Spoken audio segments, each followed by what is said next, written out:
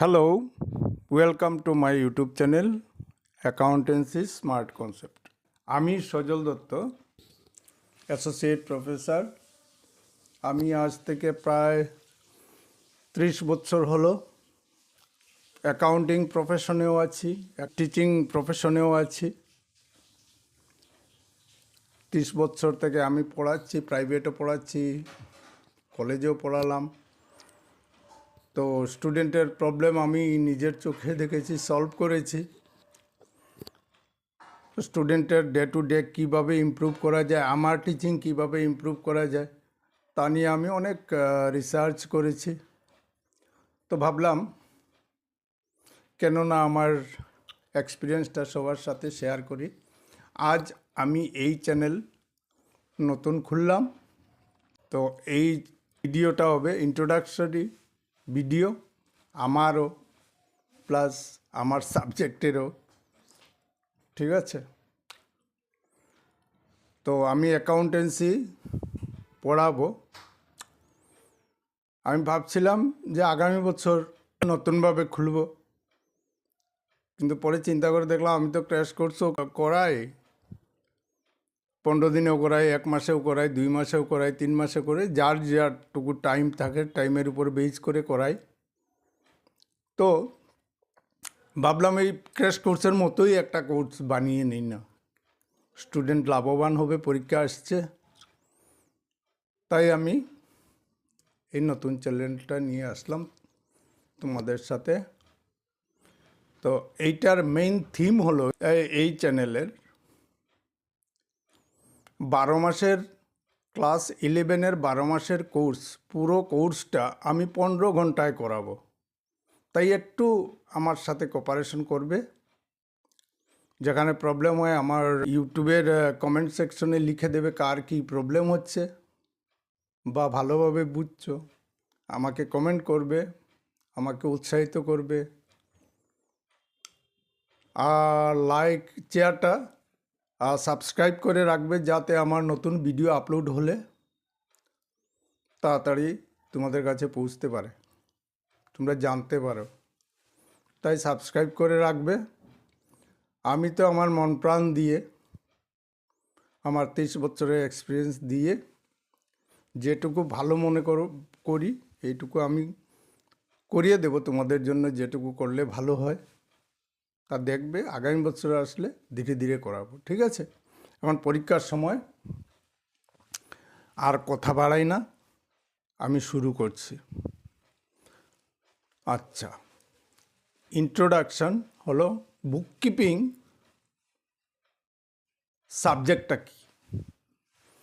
কিছু বইয়ের মধ্যে, বই মানে খাতা, কিছু খাতার মধ্যে বিজনেসের ট্রানজ্যাকশনগুলোকে লিখে রাখার নাম হলো বুককিপিং। সিস্টেমেটিক্যালি লিখে রাখার নাম হলো বুককিপিং। মানে কি? ট্রানজ্যাকশন মানে কি? লেনদেন। আমি পারচেজ করলাম, সেল করলাম, স্যালারি দিলাম, এই দিলাম, সেই দিলাম, এগুলা পাইলাম, ক্যাশ পাইলাম, এগুলো হলো ট্রানজ্যাকশন। এগুলো ধীরে ধীরে বুঝতে পারবে কী ট্রানজ্যাকশনগুলো। এখন যদি বলে ডেফিনেশন কি, তাহলে আমরা কোনো প্রমিনেন্ট অ্যাকাউন্টিং প্রফেশনের লোক যা বলেছে তা ডিট্টো লিখে দেব। যা বলছে দাড়ি কমা ঠিক রেখে ঠিক লিখে দেব। আর যদি বলে meaning, what is bookkeeping, what is the meaning of bookkeeping, তাহলে নিজের ভাষায়, যদি বাংলা মিডিয়ামেরও বাংলা ভাষায় লিখে দাও। কিছু খাতার মধ্যে বিজনেসের লেনদেনগুলোকে লিখে সিস্টেমেটিক লিখে রাখার নাম হলো বুককিপিং। ঠিক আছে? আর যদি বলে ডেফিনেশন, তাহলে লিখে দাও bookkeeping is the science and arts, অলংকার লাগিয়ে বলো, যেরকম বলেছেন উনি আর.এন. কার্টার। আমার পছন্দ হয়েছে আর.এন. কার্টার, বস আমি লিখেছি, এটা সব জায়গায় চলে। তাহলে আরও অনেক আছেন, ওনারা লিখেছেন। তোমার যার ভালো লাগে ওইটা লিখে দিও। আর আমি লিখেছি ওইটা আমার পছন্দ, তোমরা এইটা লিখতে পারো, এইটাই চলে বেশি ভালো, তোমাদের জন্য শেখার জন্য সুবিধা হবে, এটা বুঝে আমি লিখেছি। ঠিক আছে। আচ্ছা, আমরা বুঝলাম বুক কিপিং। কিছু বইয়ের মধ্যে বিজনেসের ট্রানজ্যাকশনগুলোকে খালি রেকর্ড করে রাখার। অ্যাকাউন্টিংয়ের মিনিংটা কি? অ্যাকাউন্টিংয়ের মিনিং হলো একটা ট্রানজ্যাকশন হলো, বিজনেসে একটা ট্রানজ্যাকশন হলো বা যে কোনো একটা ঘটনা হলো, ওইটা আমার বিজনেসের ট্রানজ্যাকশন হলো কি না ওইটা জাজ করার জন্য আমরা এটাকে জাজ করব, করে এটাকে আইডেন্টিফাই করব এটা বিজনেসের ট্রানজ্যাকশন কি না। তারপর আমরা দেখব কতটা measuring Matlab measuring in terms of মানি। আমরা ওইটা চিন্তা করব যে এটা কত টাকার। এখন 50 কেজি চাল, 20 কেজি আটা এগুলো লিখলে হবে না, আমরা ওইটার ভ্যালু বের করব, তারপর রেকর্ডিং করব business transaction and communicate economic information to permit judging and decision making by the users of such information. Users কারা? আমরা অ্যাকাউন্ট করে নিলাম, আমাদের বিজনেসের ইউজার কারা ওইটা আমি এরপরই বলছি, ডেফিনেশনটা শেষ করে নিই। তো এইটা হলো আইডেন্টিফাইং, মেজারিং করে এটা আমরা রেকর্ডিং করব বিজনেসের ট্রানজ্যাকশনটাকে। কিছু বইয়ের মধ্যে ইকোনমিক ইনফরমেশন হতে হবে। আচ্ছা, এইটা যারা পড়বে, ইউজাররা পড়বে, পড়ে ওদের ডিসিশন মেকিং করবে। এই ফার্মে আমরা ইনভেস্ট করব কি না, এই ফার্মকে আমরা বাকি দেব কি না, কারা জাজ করবে? আমরা ইউজার্স পড়লে বুঝতে পারবো। পরে বুঝাচ্ছি, আমি এইটার পরই বুঝাচ্ছি। আচ্ছা, এখন যদি বলে এটা হলো মিনিং, তারপর বলে যদি বলে ডেফিনেশন, তো ডেফিনেশনটা হলো American institute of certified public accountant. এইটা সমস্ত পৃথিবীতে চলে, এই ডেফিনেশনটা সমস্ত পৃথিবীতে চলে, এটা স্ট্যান্ডার্ড। এটা দেখে নেবে, মুখস্থ করে নেবে। এটা আমিও মুখস্থ করেছি, আমার বাবাও মুখস্থ করেছে, ঠিক আছে, আমার ছেলেও মুখস্থ করেছে। তো এইটা মুখস্থ করতে হবে। তবে এইটা মুখস্থ করার জন্য কিছু আমি স্টেপ শিখিয়ে দেবো, শর্টকাট হয়ে যাবে। কনসেপ্টটা বুঝে গেলে আমি পরে বলবো, এটা আজই বলবো, একটু পরে বলবো। Accounting is the art of recording, ক্লাসিফাইং। Recording মানে জার্নাল করা, ক্লাসিফাইং মানে লেজার বানানো, সামারাইজিং মানে ওইটা এডলেস করে রেজাল্ট, লেজারের রেজাল্ট কত হয়, তারপর ট্রায়াল ব্যালেন্স বানানো হয়। আচ্ছা, ইন এ সিগনিফিক্যান্ট ম্যানার মানে systematic manner, and in terms of money, যেগুলো মানি রিলেটেড ম্যাটার ওইগুলোকে সিগনিফিক্যান্ট ম্যানার রে recording transaction and event which are in part at least of a financial character and interpreting the result thereof. মানে আমরা একটা transaction হলো, তারপর ওইটাকে recording করলাম, জার্নাল করলাম, লেজারের রেজাল্ট বাইর করলাম। সামারাইজিং করা মানে ওইটার অ্যাডলেস করে আর লেজারের রেজাল্ট কত বেরোলো, ডেবিট কত হলো, ক্রেডিট কত হলো, টোটাল ওইটা শিখাবো পরে লেজার চ্যাপ্টারে। In a significant manner and in terms of মানি, টাকাতে লিখবো। ট্রানজ্যাকশন অ্যান্ড ইভেন্টস, যে কোনো ট্রানজ্যাকশন বা ইভেন্ট যেগুলো মনিটারি ট্রানজ্যাকশন আছে এগুলো লিখবো। তারপর ওইটা থেকে রেজাল্ট বের করব। রেজাল্ট বের করা মানে ইয়ার এন্ডিংয়ে আমরা ট্রেডিং প্রফিট অ্যান্ড লস বানাই, ওইটা রেজাল্ট বের করব। তারপর ওইটা আমরা কমিউনিকেট করব ইউজারদের সাথে, সবাইকে দেখাবো, দেখুন এইটা আমাদের বিজনেসে এইভাবে হলো, এই প্রফিট হলো, এইভাবে রেকর্ডিং করেছি আমরা, এই রেজাল্ট হলো, ঠিক আছে। ইট মিনস it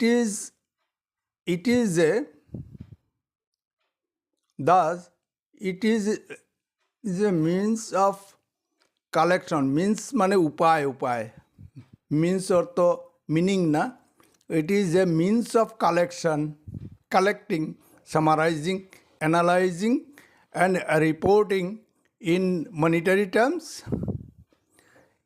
আমরা ডেফিনিশনটাকে একটু অ্যানালাইসিস করে দেখাচ্ছি।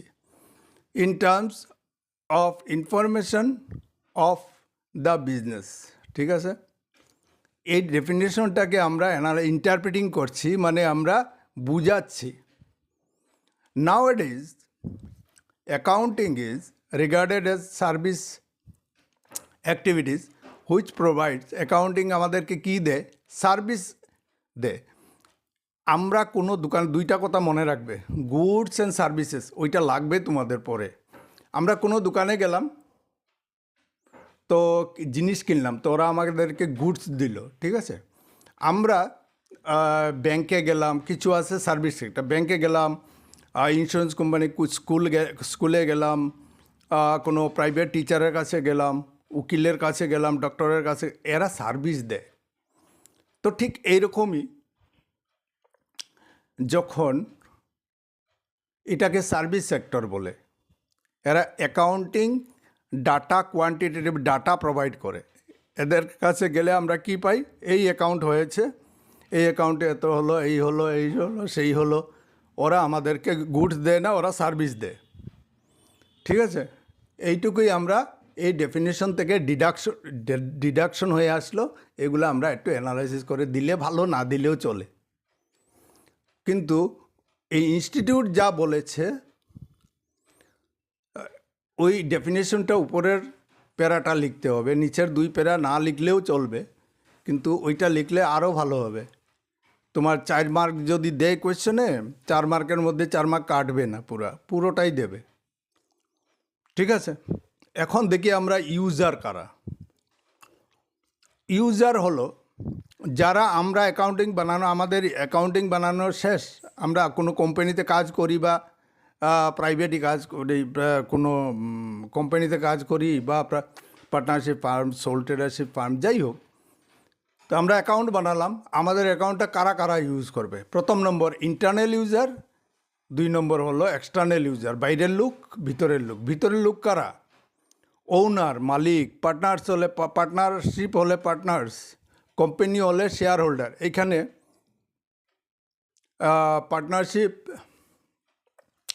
পার্টনারশিপ হলে পার্টনার, কোম্পানি হলে share holder.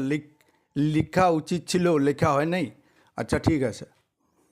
Marketing department, manager, company officers and others employee, এরা ইন্টারেস্ট দেবে কোম্পানির লাভ হচ্ছে না লস হচ্ছে, না কি হচ্ছে, কোম্পানি কোন দিকে যাচ্ছে, ওরা দেখে। আচ্ছা, এক্সটার্নাল ইউজার্সরা হলো tax authority, creditors, prospective investor. আমাদের কোম্পানিতে কেউ শেয়ার কিনবে কি না কিনবে, ওইটা ডিসিশন মেকিং করবে। আমাদের রেশিও আছে, অনেক কিছু আছে, উপরের ক্লাসে গেলে বুঝতে পারবে ধীরে ধীরে। তো ওরা আমাদের কোম্পানির শেয়ার কিনবে কি না, আমাদের ব্যালেন্স শিট দেখবে, আমাদের প্রফিটেবিলিটি স্টেটমেন্ট দেখবে, ওগুলো দেখে ওরা ডিসাইড করবে। ব্যাংক আমাদেরকে লোন দিবে কি না, ব্যাংকারও দেখবে, ঠিক আছে? আমরা ট্যাক্স ঠিকমতো দিতেছি কি না, ট্যাক্স অথরিটি দেখবে। ফাইন্যান্সিয়াল ইনস্টিটিউশন আমাদেরকে লোন দেবে কি না, এটা ওরা ডিসাইড করবে আমাদের ব্যালেন্স শিটের উপর। আমাদের কীরকম সেল হচ্ছে, কীরকম পারচেজ হচ্ছে আজ লাস্ট 3 বছরে, এইটা দেখবে। আচ্ছা, এখন হলো প্রসেস, স্টেপ বা সাইকেল, বাইসাইকেল নয়, প্রসেস, স্টেপস অফ বুককিপিং। আচ্ছা, ঠিক আছে। তো আমরা এটা প্রথম একটা ট্রানজ্যাকশন হলো, ওটা ট্রানজ্যাকশন কি না বিজনেসে, এটা রেকর্ডিং করব কি না ওইটা ডিসাইড করব, তারপর রেকর্ডিং করব, আইডেন্টিফাই করব, তারপর এটাকে রেকর্ডিং করব, জার্নাল করব, তারপর লেজার করব, তারপর লেজারকে ব্যালেন্সিং করব, সামারাইজিং লেজারকে অ্যাডলেস করে রেজাল্ট বের করব, এক একটা অ্যাকাউন্টে কি হলো। জার্নাল স্ক্যাটার্ড থাকে। হঠাৎ আমার একজন কাস্টমার আসলো, আমাকে বলল যে দাদা দেখেন তো আমার অ্যাকাউন্টে কত পয়সা আছে, মানে কত দিতে হবে, কত বাকি আছে, এই সেই। আমরা যদি জার্নাল দেখি তো প্রত্যেক পেজ খুলে খুলে খুলে খুলে দেখতে হবে, পেজ পাল্টে দেখতে হবে। আর লেজার থাকলে এক জায়গায় সব জমা করে নেয়। কীভাবে জমা করে ওইটা লেজার যখন করব, জার্নাল যখন করব, ওইটা দেখতে পারবে, বুঝতে পারবে। ব্যালেন্সিং তো বলেছি আমি, একটা অ্যাকাউন্টকে ব্যালেন্সিং করে ওর 1 সেকেন্ডে 5 মিনিটে আমরা বলে দিতে পারি ওর অ্যাকাউন্টে কত টাকা। তারপরে আমরা ট্রায়াল ব্যালেন্স বানাবো। এই এ থেকে এফ পর্যন্ত হলো বুককিপিংয়ের এরিয়া, ঠিক আছে? তাহলে আমরা যে প্রিপারেশন অফ ফাইনাল অ্যাকাউন্ট করব, trading profit and loss balance sheet বানাবো, আর ওইটা আমাদেরকে ইউজারদেরকে দেখাতে হবে। এই পোর্শনটা তো এখানে এফের মধ্যে নাই, এফ পর্যন্ত ওইটা হলো অ্যাকাউন্টিংয়ের এরিয়া। কিন্তু অ্যাকাউন্টিংয়ের ডেফিনেশন বলছে বুককিপিংয়ের এরিয়া এবং অ্যাকাউন্টেন্সির এরিয়া মিলে, সব কিছু মিলে হচ্ছে অ্যাকাউন্টসের এরিয়া, ঠিক আছে? মনে থাকে যেন। এখানে যেহেতু বলা হয়েছে আমাদেরকে যে বুককিপিংয়ের এরিয়া কতটুকু, তো আমরা বললাম এতটুকু, বাকিটুকু অ্যাকাউন্টেন্সির এরিয়া। কিন্তু অ্যাকাউন্টসের ডেফিনেশন বলছে পুরোটাই অ্যাকাউন্টিংয়ের এরিয়া, ঠিক আছে? আবার কখনো কখনো পরীক্ষাতে আসে বুককিপিং আর অ্যাকাউন্টেন্সির মধ্যে ডিফারেন্স কি, তখন আমার একটা বই বেরোবে, এই বইটা যদি 650 টাকা দাম হবে, আর ভিডিওগুলো যদি দেখে নাও আর বইটা কিনে নাও, তাহলে 50 to 70 মার্কসের গ্যারেন্টি আছে। কিন্তু 70 থেকে 70, 80, 90, 98 যদি পেতে হয় বা 100% পেতে হয়, তাহলে ভাই সিস্টেমেটিক আমাকে টাইম দিতে হবে, সিস্টেমেটিক পড়তে হবে, স্ট্রাকচার্ড ওয়েতে পড়তে হবে, সময় দিতে হবে, কমসে কম 5-6 মাস পড়তে হবে। আমি করিয়ে দেব।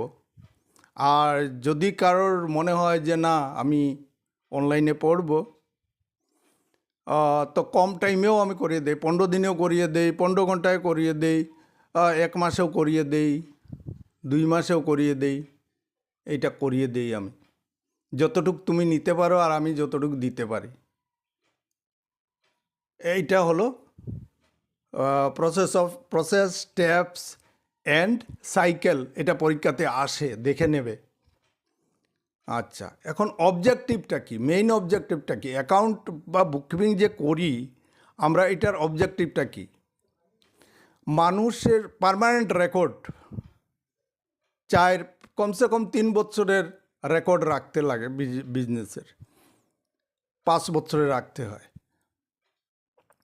এটা হলো পার্মানেন্ট রেকর্ড। 1 নম্বর হলো, এটা ইনকাম ট্যাক্সের রুল আছে। 1 নম্বর হলো পার্মানেন্ট রেকর্ড। পার্মানেন্ট রেকর্ড হলে কি হয়? আচ্ছা, এইটা তো একটা গেল। তারপর আসলো effect of each transaction and combined effect of all transactions.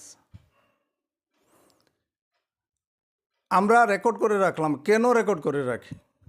বিজনেসে প্রফিট হলো না লস হলো, আমরা ইয়ার এন্ডিংয়ে profit and loss, balance sheet, financial position মানে ব্যালেন্স শিট মনে রাখবে, প্রফিট অ্যান্ড লস বানাই, তারপর ব্যালেন্স শিট বানাই, বিজনেসের হাতে কত সম্পত্তি আছে, কত দেনা আছে, এটা বানাই আমরা ফাইন্যান্সিয়াল পজিশন দেখে। আর প্রফিট হলো কি লস হলো এটা দেখে। অ্যাসার্টেনমেন্ট অফ ডেটর অ্যান্ড ক্রেডিটর, আমরা কাকে কত দেব, কার থেকে কত পাবো, ডেটর, DEBTOR, ডেটর, নট ডেপ্টর, ডেটর মনে রাখবে। এই ডেটর ওয়ার্ড থেকে, আচ্ছা বাদ দাও, কথা বললে ওর কথা বেরোবে। ডেটর, ক্রেডিটর। ডেটর মানে যাদের কাছে আমরা বাকিতে জিনিস বিক্রি করি, তোমার একটা দোকান আছে, তুমি যাদের কাছে জিনিস বিক্রি করবে তাদেরকে বলে ডেটর। যাদের কাছ থেকে বাকি কিনো ওদেরকে বলে তোমার ক্রেডিটর। তোমার একটা দোকান আছে, ইজিলি বুঝে যাবে, তোমার একটা দোকান আছে, তুমি যাদের কাছে বাকিতে বিক্রি করো ওরা হলো ডেটর, আর যাদের কাছ থেকে বাকিতে কিনে এনে বিক্রি করো ওরা হলো তোমার ক্রেডিটর, ঠিক আছে? তোমার দিয়ে চিন্তা করবে, তাহলে ইজি হবে বুঝতে। আচ্ছা, prevention of fraud and error, কোনো কাস্টমারের কাছে আমরা বিক্রি করলাম, ঠিক আছে, তো যাতে ফ্রড কাস্টমার আমাদেরকে ঠকাতে না পারে তার জন্য লিখে রাখি অ্যাকাউন্টস করি। বা এরর ভুলও হতে পারে আমাদের, 500 জায়গায় 5000 লিখে দিলাম, 5000 জায়গায় 500 লিখে দিলাম, তো এরকম ভুলও হতে পারে। তো এটাকে বলে ফ্রড। ফ্রড মানে ঠকাঠকি। আর এরর, আচ্ছা, অ্যাসার্টেনমেন্ট অফ ট্যাক্স লায়াবিলিটি, এরকম আমি যদি পয়েন্ট লিখতে যাই তাহলে কমসে কম 30 থেকে 40টা আমি পয়েন্ট লিখতে পারবো। ইম্পর্টেন্ট পয়েন্টগুলো দিলাম, পরীক্ষাতে যেগুলো আসে, অবজেক্টিভ আসেই।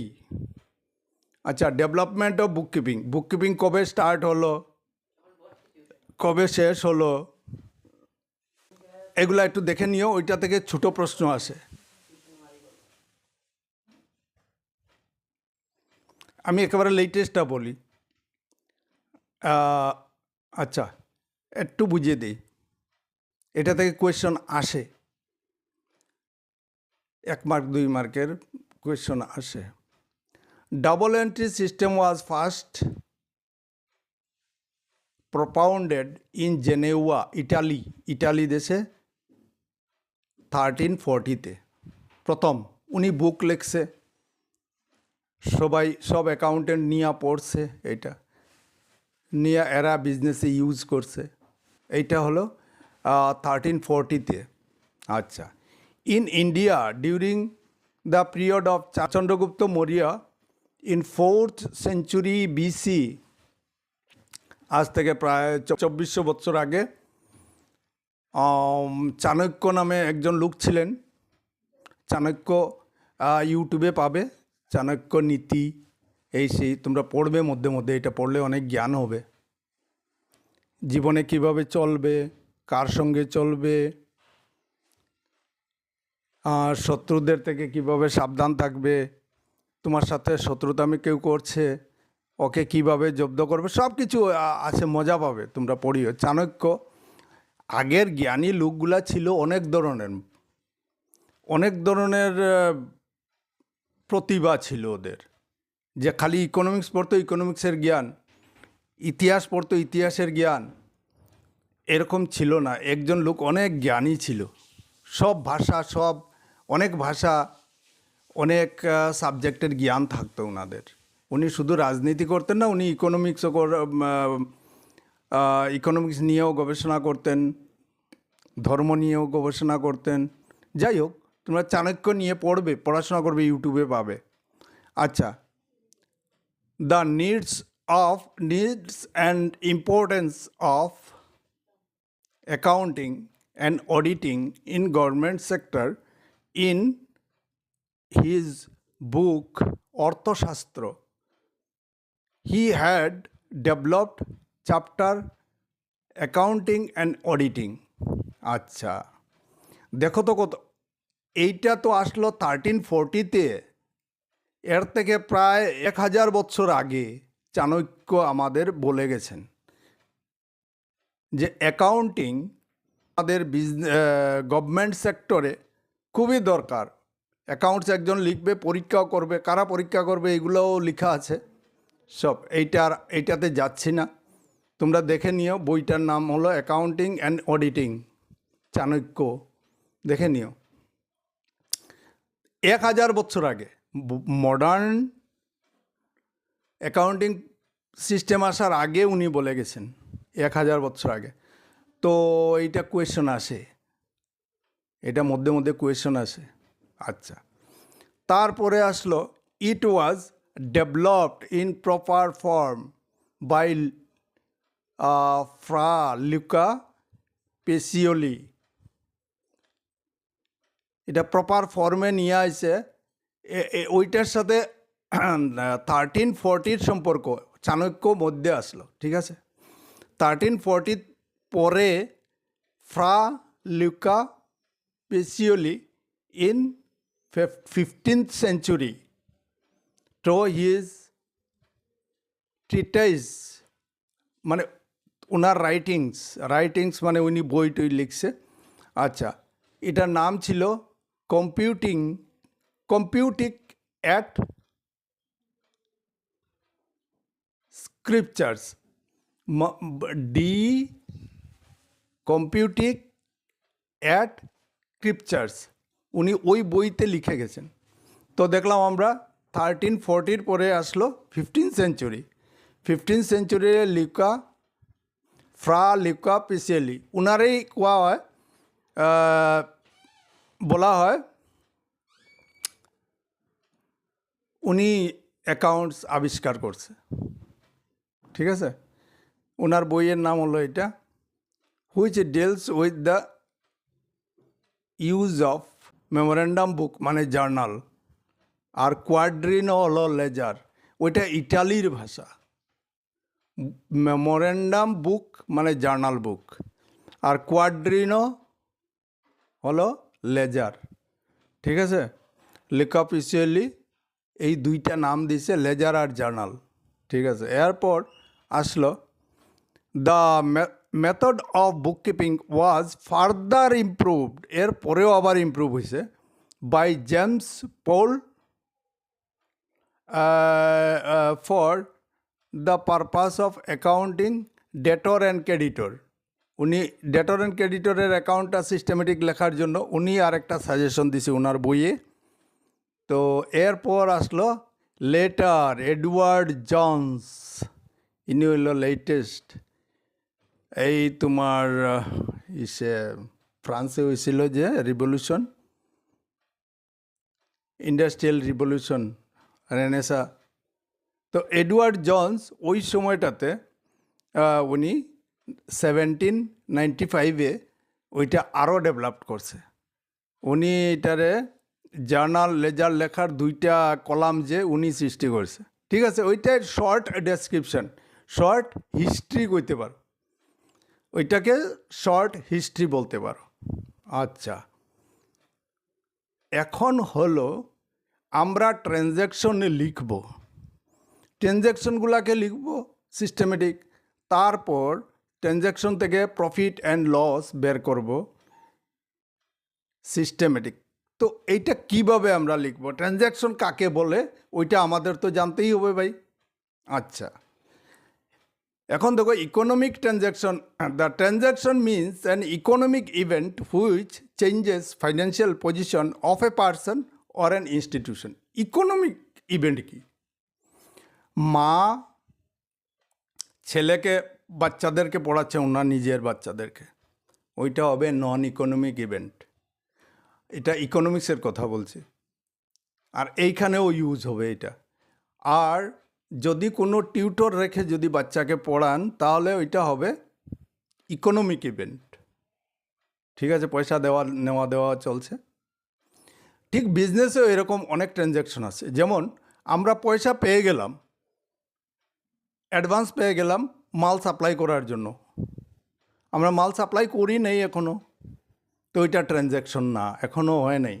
এইটা একটা রাস্তায় চলার জন্য রুল অফ দ্য রোড আছে, অ্যাকাউন্টেন্সি রাস্তায় চলার জন্য কিছু রুল আছে, থিওরি বেজ অ্যাকাউন্টিং, ওইটা আমি করাবো না, থিওরি স্টুডেন্টরা বেশি ভালো পায় না, কিন্তু ওইগুলা খুব দরকার। আমি শর্ট ভিডিও বানিয়ে ওইগুলা, কারণ আমার টাইম বাঁচাতে হবে ভাই।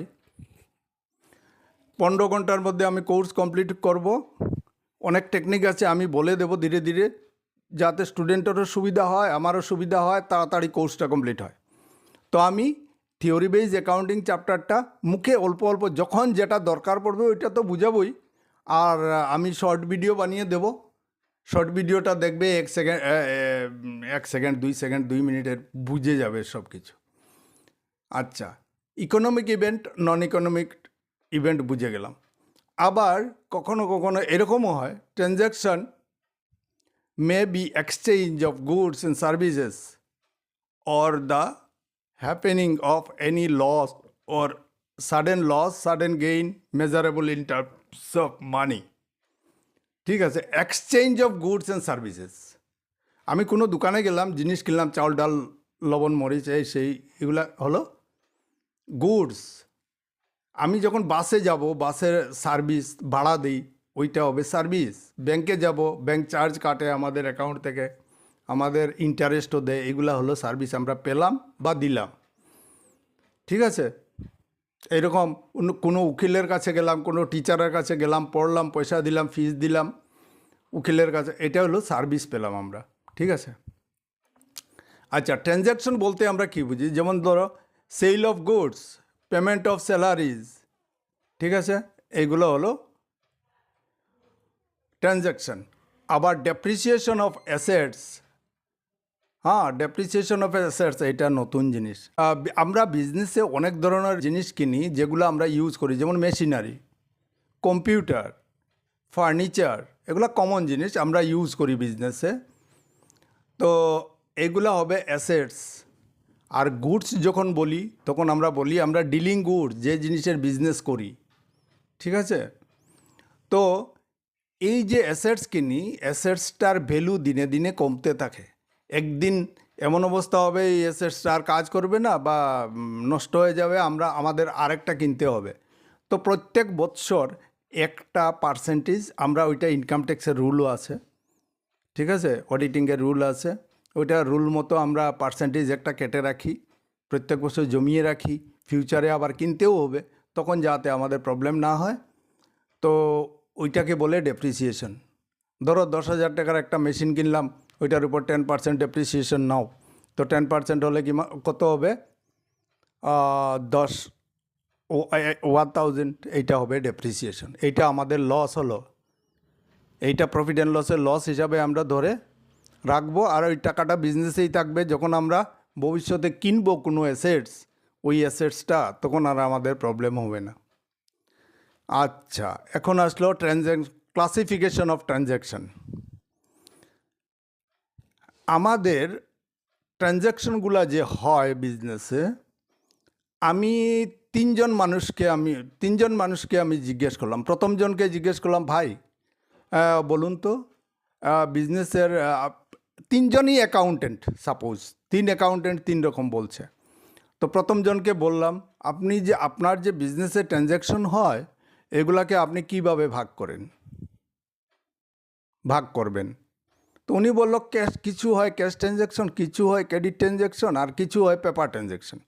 পেপার ট্রানজ্যাকশন হলো কাউকে দিতে হবে না, কারো কাছ থেকে নিতে হবে না, শুধু আমার বিজনেসের ইন্টারনাল ম্যাটার কিন্তু লিখে রাখতে হবে। যেমন লস বাই ফায়ার, আনইনশিওর্ড ওয়ার্ডটা লিখে নিও তোমরা, স্ক্রিনশট নিলে, ব্র্যাকেটের মধ্যে ইনশিওর্ড করা নাই, এটা না আমরা পাবো। ইনশিওর করা থাকলে আমরা ইনশিওর কোম্পানি থেকে পাবো।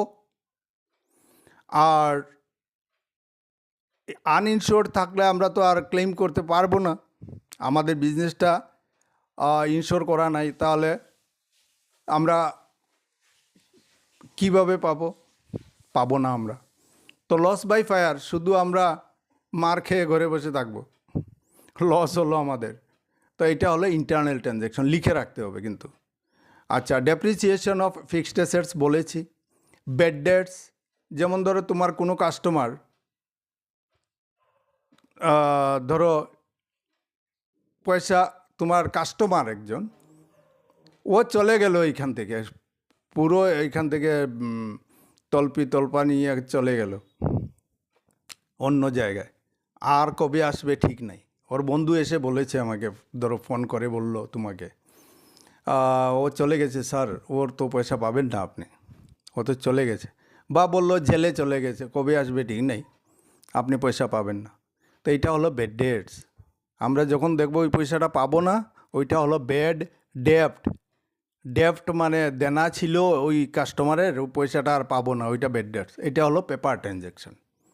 তো উনি বলল, প্রথমজন বলল আমি 3 ভাগে ভাগ করব, cash transaction, credit transaction, example দেওয়া আছে,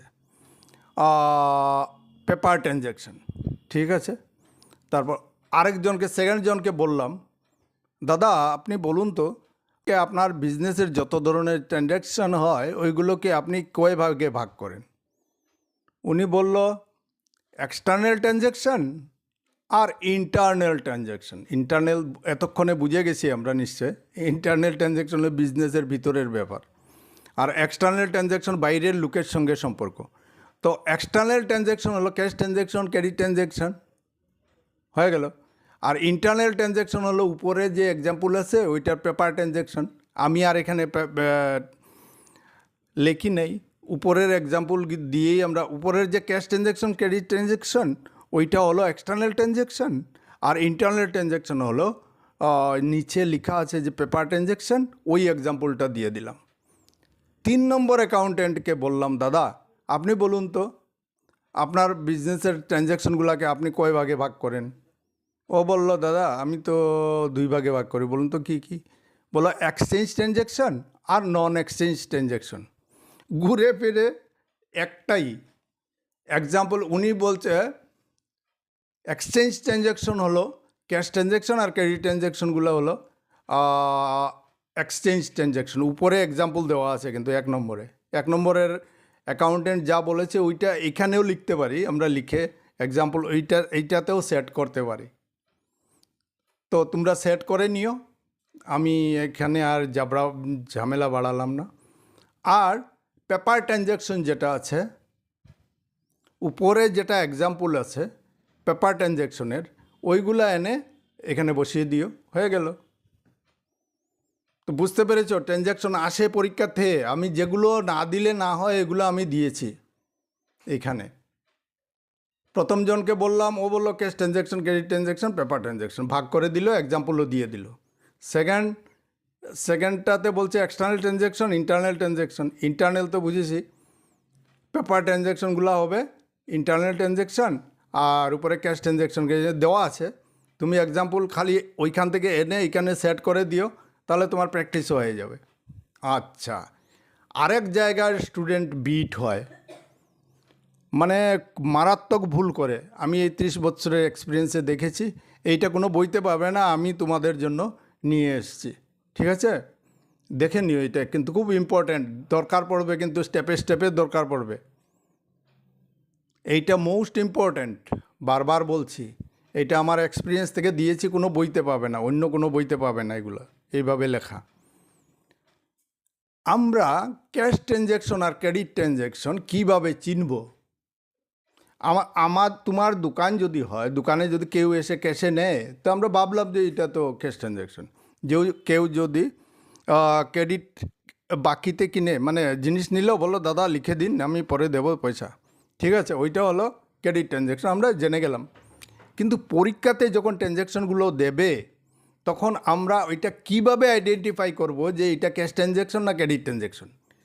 কোয়েশ্চনগুলা বুঝতে স্টুডেন্টের অসুবিধা হয়, তার জন্য এটা সেট করে রেখেছি, দেখে নেবে, একবার দেখলে, একবার চোখ বুলালেই বুঝে যাবে। আচ্ছা, যদি কোনো ট্রানজ্যাকশনে মানে সেন্টেন্সে যদি ক্যাশ লেখা থাকে ওইটা ক্যাশ ট্রানজ্যাকশন হবে। যদি কোনো ট্রানজ্যাকশনে ক্যাশ লেখা থাকে তাহলে ক্যাশ ট্রানজ্যাকশন হবে, 2 নম্বরও গেল। যদি কোনো ট্রানজ্যাকশনে পার্টিও থাকে ক্যাশও থাকে, পার্টি মানে কোনো মানুষের নাম, কোনো দোকানের নাম, কোম্পানির নাম, তো ক্যাশ থাকে পার্টিও থাকে, তাহলে এটা ক্যাশ ট্রানজ্যাকশন। আচ্ছা, যদি কিচ্ছু না থাকে, ক্যাশও থাকে না, চেকও থাকে না, পার্টিও থাকে না থাকে, তাহলে আমরা ভাববো এটা ক্যাশ ট্রানজ্যাকশন। ঠিক আছে, ওইটা কনফিউজিং, 4 নম্বরটা। আচ্ছা, তারপর দেখবে পার্টিও আছে, চেকও আছে, চেকে পেমেন্ট করেছে, চেকে বা ক্যাশে পেমেন্ট করলে এটা ক্যাশ ট্রানজ্যাকশন বলে ধরা হয়। তো সানি আমাদের পারচেজ গুডস, সানির কাছ থেকে আমরা জিনিস কিনলাম আর ওকে চেক দিয়ে দিলাম সাথে সাথে, তো এটা ক্যাশ ট্রানজ্যাকশন হবে, যদিও আমরা পেমেন্ট করি চেক দিয়ে, ওইটাকে বলে ক্যাশ ট্রানজ্যাকশন।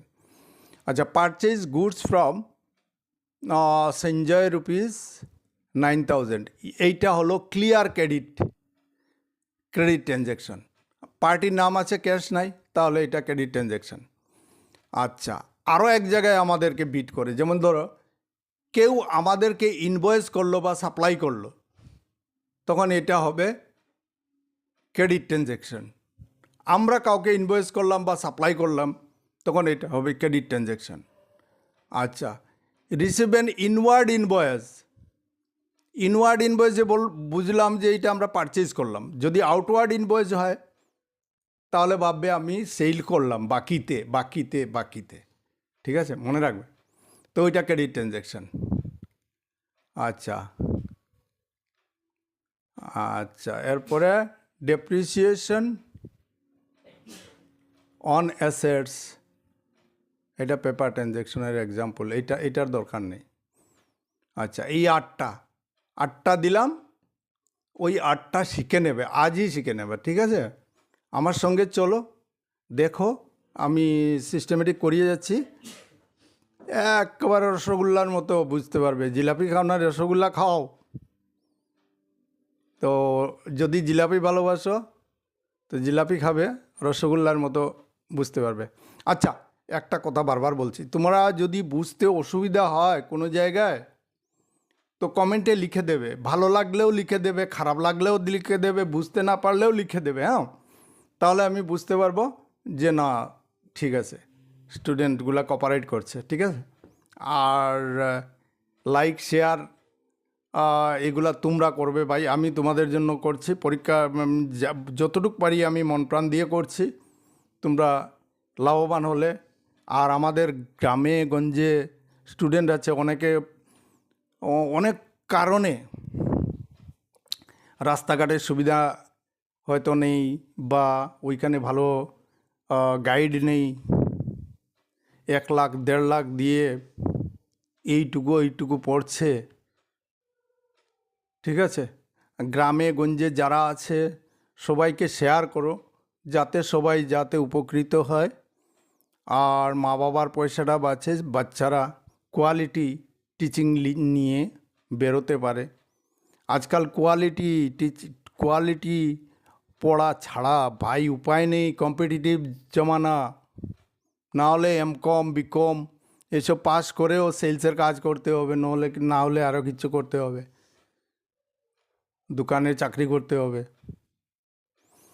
তো এর জন্য বলছি কোয়ালিটি নিয়ে পাস করো। আর এখন তোমাদের ফার্স্ট টাইম, এখন আরেকটা ইম্পর্টেন্ট কথা বলে দিচ্ছি, কলেজে গেলেই আমি এই চক্করে পড়েছিলাম কিছুদিন, তারপর ভাবলাম সালা এগুলো কী বলছি এগুলো।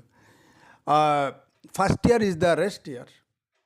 ফার্স্ট ইয়ার খালি রেস্ট করো আর পড়াশোনা করিও না। আমিও চক্করে পড়েছিলাম, এর অর্থ হলো এতটা ধ্যান দেইনি।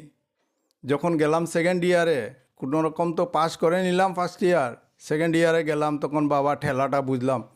সেকেন্ড ইয়ারেরও কোর্স করলাম, পাশাপাশি আমার একজন মামা ছিলেন, ঠিক আছে? মামার খুব ব্রিলিয়ান্ট স্টুডেন্ট ছিলেন, ওনার কাছ থেকে, উনি যদি না থাকতো আমার লাইফ ড্যামেজ হয়ে যেত। তারপর আমি দিল্লি গেলাম পড়তে, ওইখানে আমার স্যার একেবারে আমি সিএ করতে গিয়েছিলাম, সিএটা কমপ্লিট হয় না, আমি চলে এসেছি, কারণ আমার অনেক কারণ ছিল। আচ্ছা যাই হোক, তারপরে এসে আমি মাস্টার ডিগ্রি করলাম, কলেজে ভর্তি হলাম, টিউশন করালাম, যাই হোক এগুলো লম্বা কাহিনী। তারপর ওই স্যার, দিল্লির যে স্যার ছিলেন, উনি বলতে পারো আমার ভগবানের মধ্যেও মানুষের মধ্যে এরকম 1 কোটির মধ্যে একজন মানুষ হয়। উনি নিজের কাজ ফেলে আমাকে বুঝাচ্ছেন। আমি বলছি স্যার আমি তো ঘরে যাব, আমাকে অ্যাকাউন্টিংয়ের কাজটা ঠিকমতো আমাকে শিখিয়ে দিন, যাতে আমার কোনো প্রবলেম না হয়, আমি যে কোনো ফার্মে বা কোম্পানিতে চাকরি পেয়ে যাই। আমার ঘরের খুব দরকার, আমার পয়সার দরকার, এখন ক্যাশ পয়সার দরকার। আমি এত বছর সিএ পড়ার জন্য আর নিজে এস্টাবলিশড হওয়ার জন্য বাড়ির জমি বিক্রি করে আমি পড়তে পারবো না, আমার খুব অসুবিধা আছে ঘরে। তারপর উনি কি বলবো, আমার আর কি বলার আছে, উনি আর নিজের ছেলে থাকলেও হয়তো এতটুকু বুঝাতেন না, এত ভালোভাবে শিখেছে। উনি আমার চোখ খুলে দিয়েছেন 1 নম্বর, ঠিক আছে? তারপর আমি 30 বছরের এক্সপিরিয়েন্স, আমার প্র্যাকটিক্যাল, আমি অ্যাকাউন্টসের প্রফেশন করি, ইনকাম ট্যাক্স, জিএসটি এগুলার কাজ করি। আমার চার্টার্ড অ্যাকাউন্টেন্ট স্টুডেন্ট আছে, ওদের সঙ্গে আমি টিম বানিয়ে কাজ করি, ঠিক আছে? আর এইদিকে প্রফেশনও আছে, টিচিং প্রফেশন। আমি প্রাইভেট অনলাইন অফলাইন টিউশন করাই। তো ওইখান থেকেও আমি রোজ ডেইলি আমি কিছু না কিছু শিখতে পারি। আর আমার মেজর অবজেক্টিভ হলো আমার যে স্টুডেন্টরা কিভাবে ইজিলি অ্যাকাউন্টেন্সিটা বুঝতে পারে এবং চিরদিন মনে রাখতে পারে, অথচ অ্যাকাউন্টেন্সি সাবজেক্টটা খুব কমপ্লিকেটেড, এটা যাতে ইজিলি বুঝতে পারে স্টুডেন্ট, এটার জন্য কিভাবে ওদেরকে পড়ানো যায়, কিভাবে বোঝানো যায়, এটা নিয়ে আমি আজ 30 বছর থেকে রিসার্চ করছি। তাই তো আজ তোমাদের জন্য কিছু কন্ট্রিবিউট করতে পারছি। ভাই 1 বছরের কোর্স আমি করিয়ে দিচ্ছি 15 ঘন্টায়, একটু চিন্তা করবে। আর যদি কেউ বইটা কিনে নেয় আর আমার ভিডিওগুলো দেখে, তাহলে তো আর কোনো কথা নেই।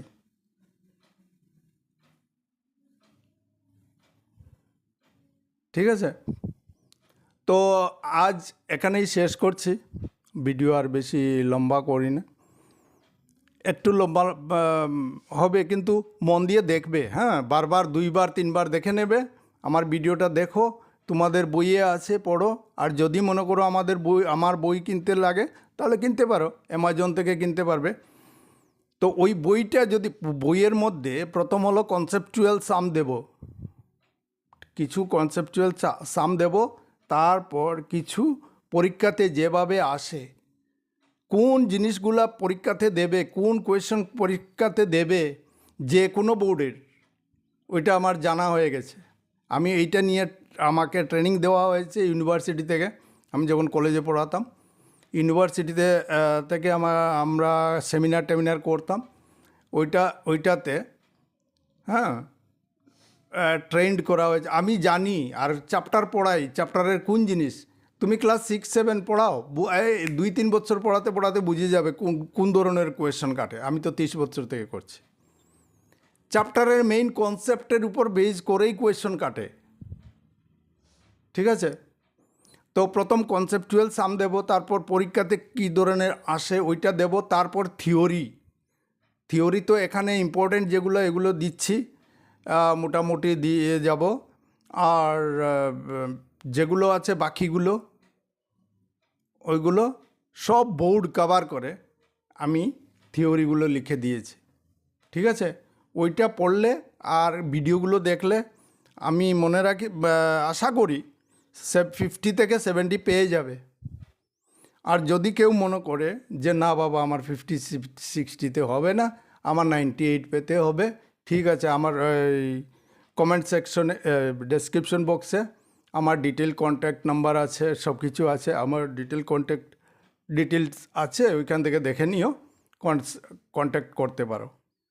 এটা আমি 15 দিনেও করিয়ে দিতে পারি, 1 মাসেও করিয়ে দিতে পারি, 2 মাসেও করতে পারি। তাহলে টাইম যত দেবে আমাকে, এত ভালো হবে। ঠিক আছে, এইটা হলো আমার ইন্ট্রোডাক্টরি ক্লাস, পরিচিত হলাম সবার সঙ্গে।